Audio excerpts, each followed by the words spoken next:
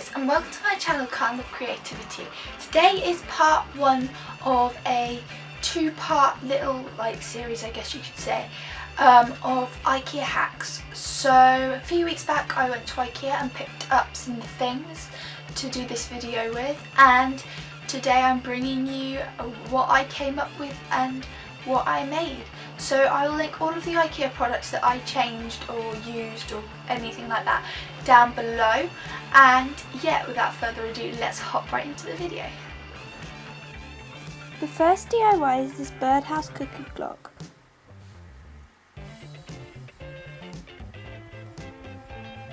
For which you will need a small Ikea alarm clock, some decoupage paper,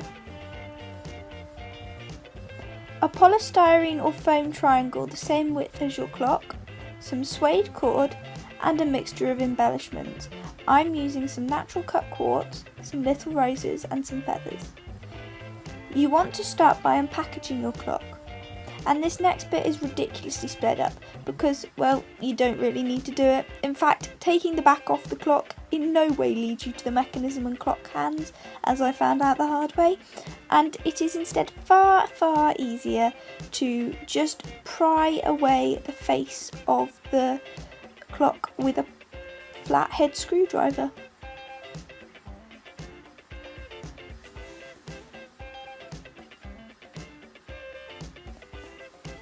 Once you've removed the face, you want to detach the hands, and I am then taking a gold metallic Sharpie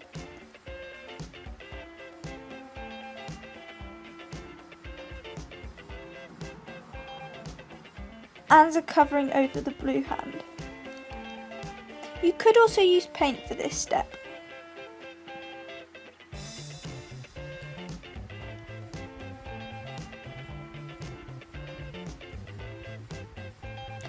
Next, you want to look up some bird outlines and draw the outline onto some black paper. This did actually take me 2 attempts, as I didn't think my first bird was plump enough.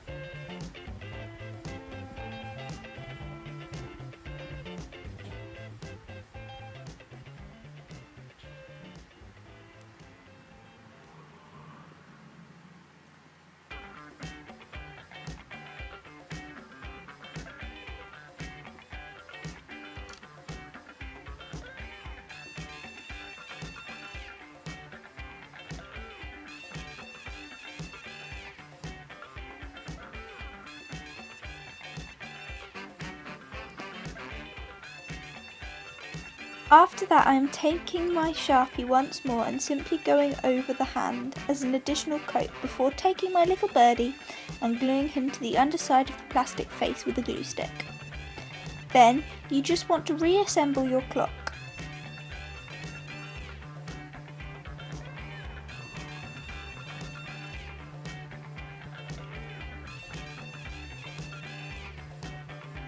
And this can be rather fiddly.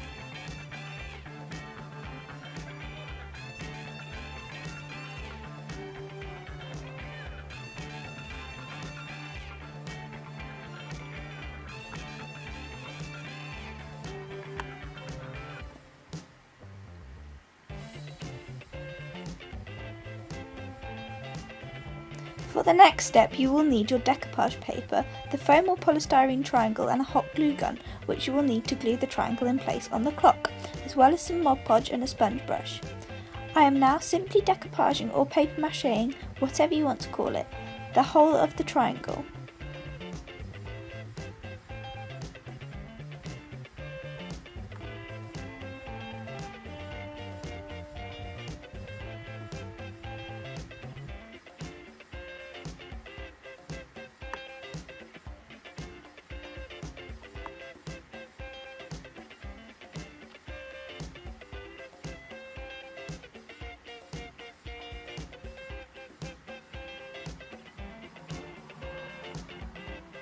Next, take your suede cord and embellishments and glue them onto the cord on both sides so it looks pretty from every angle with the hot glue gun.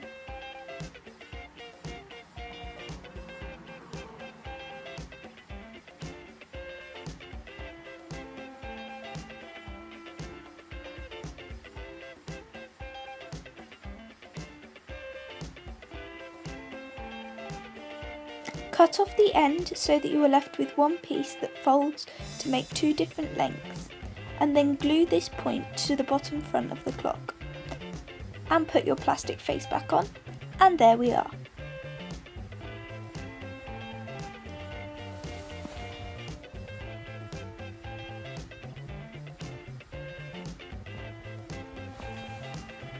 The second DIY is this paint splattered lampshade.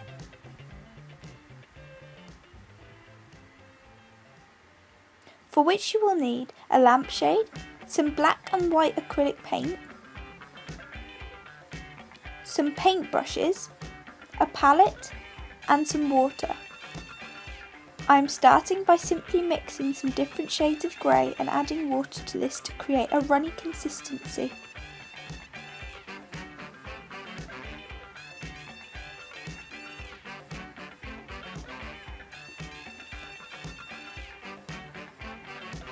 Before bringing in the box. Now the box was an attempt at containing the paint splats, but it didn't work. Paint literally went everywhere, including the lampshade, so I definitely recommend doing this outside. But all I did was shake the paintbrush with the watery grey paint on over the shade.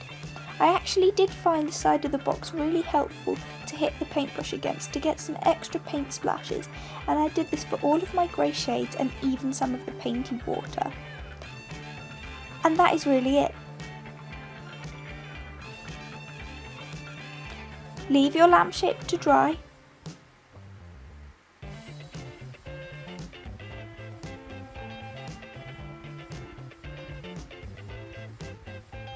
And then voila, you have your very own splattered lampshade.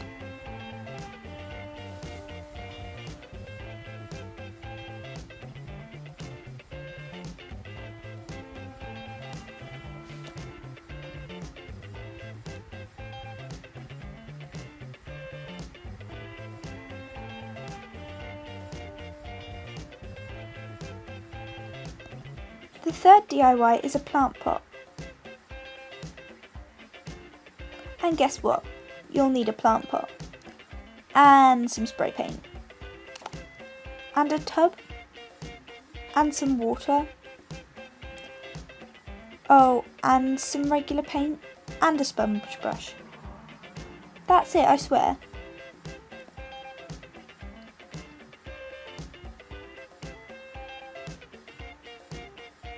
So now that you've got all of the stuff, you want to spray paint this in the water and dunk the rim of the pot in the water.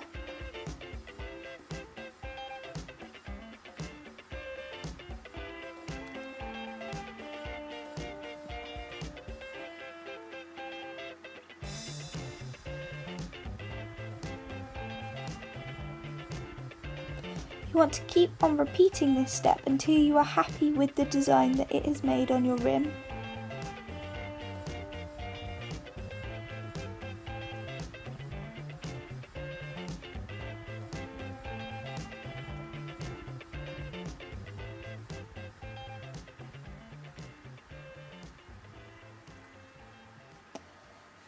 Now you want to grab your paint and a sponge brush and paint the rest of the pot, leaving a gap between the painted section and the marble spray painted bit. I decided to make this edge rough and uneven, and I did 2 coats of paint before leaving it to dry. And there you go, one painted plant pot.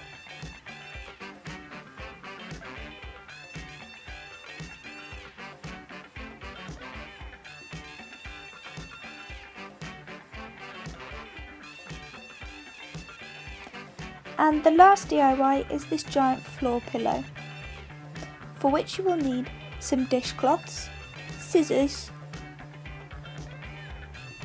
pins, and a sewing machine, which we'll see later on. You want to start by opening your pack of dishcloths. Mine had 4 in it, so I put 2 to the side, 1 for both the top and the bottom, and 1 I didn't need. Now I'm taking a third one and measuring how far down from the top the strip is to make the stripe in the middle of the 2 longest side panels. You know you've got to make it look aesthetically pleasing and all that. So I did this to the 2 longest sides of the tea towel to create 2 identical strips the same length as the other tea towels, and then with the middle section I cut 2 strips the same length as the shorter ends of the other towels and the same width of the longer 2 side strips that I'd just cut. For these shorter end pieces I made sure to use the part of the towel that had no stripe in it, and I'm now just pinning all of my side pieces together, good side to good side, in a sort of loop.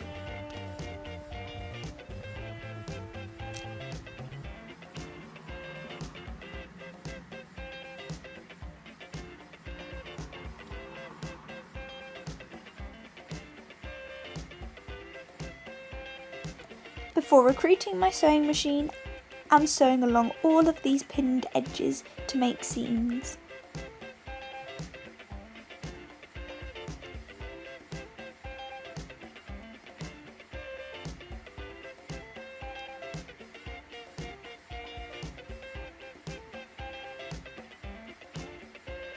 Now to the edges surround I am pinning 2 sides of the top dishcloth, good side to good side, and sewing this up.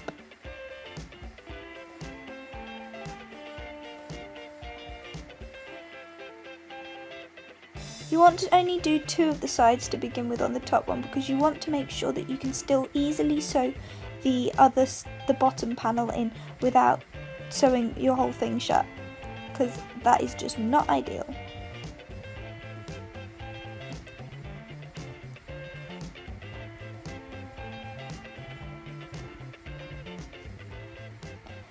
Before sewing the same sides but the bottom edges to the bottom tea towels.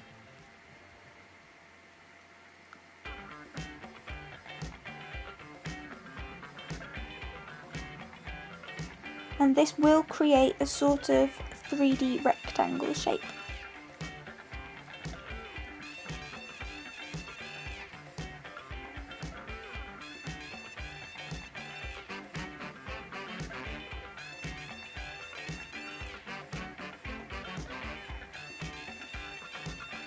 I then did this to the other long side.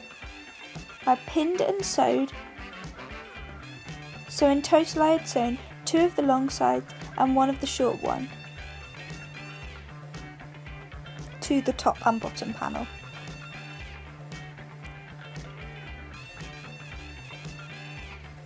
Then for the last short edge you want to pin and sew the top good side to the good side of the top panel, but only hem the bottom edge of the side surround, because the bottom panel won't need hemming as it wasn't cut and had originally come hemmed.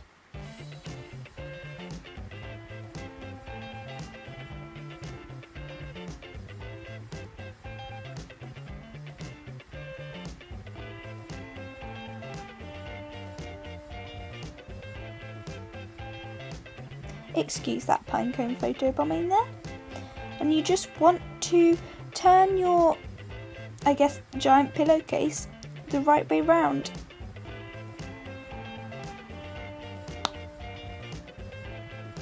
Before stuffing it with your stuffing or pillows or whatever you're going to use to stuff it. Mine actually took multiple pillows to fill it.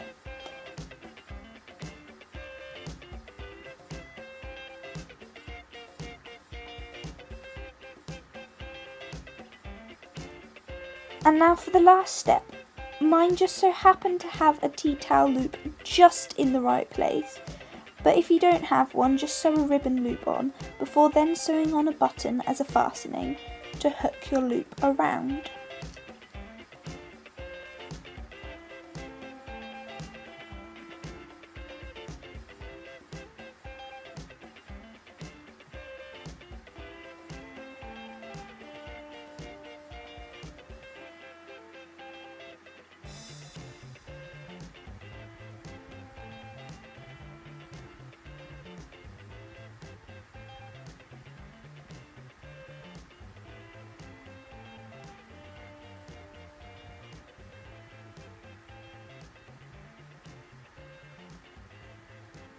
And there we are.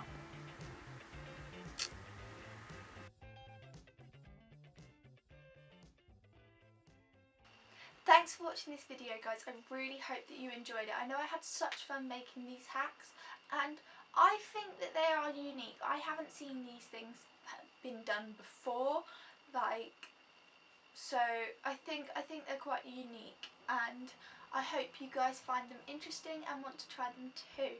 Make sure to subscribe to my channel and click that bell so that you're notified when I upload new content. My second part 2 of this series of IKEA hacks will be out around this time next week, so stay tuned for that. And yeah, catch you later guys, bye. The third one I've got is coating your lashes in baby powder before you put your mascara on. Now